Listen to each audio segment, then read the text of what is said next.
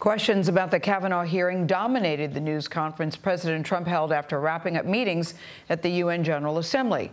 The president insisted the allegations against Kavanaugh are political, but he also said he will be watching Blasey Ford's testimony today. I look forward to hearing from her. We could have heard from her last week. We could have heard from her for a long time.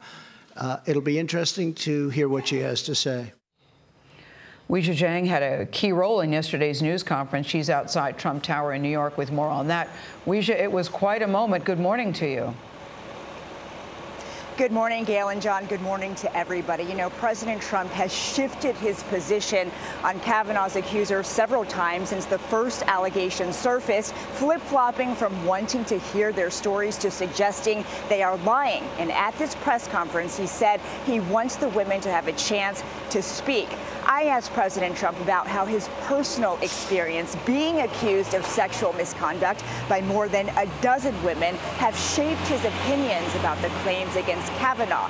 Here is what happened after he initially dodged the question and then spoke at length about 4 of his accusers. That's why people know that a lot of the news is fake, and a lot of the people sitting here are fake. But 20% of them are wonderful, okay? If I could just actually ask my question, Mr. Trump. You didn't let me ask my question. You've been asking a question for 10 minutes. So please sit down. Please, go ahead. How did those impact your opinions on the allegations against Well, it does impact my opinion. You know why? Because I've had a lot of false charges made against me. I'm a very famous person, unfortunately. I've been a famous person for a long time. But I've had a lot of false charges made against me, really false charges. I know friends that have had false charges.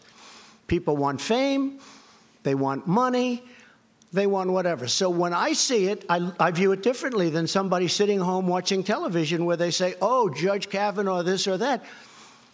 It's happened to me many times. I've had many false charges.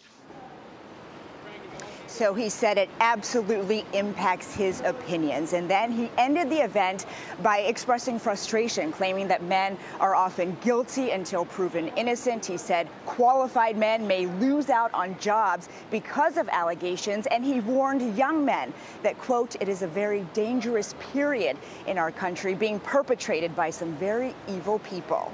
John? Weijia, thanks. And thank you for that question that gave us that insight.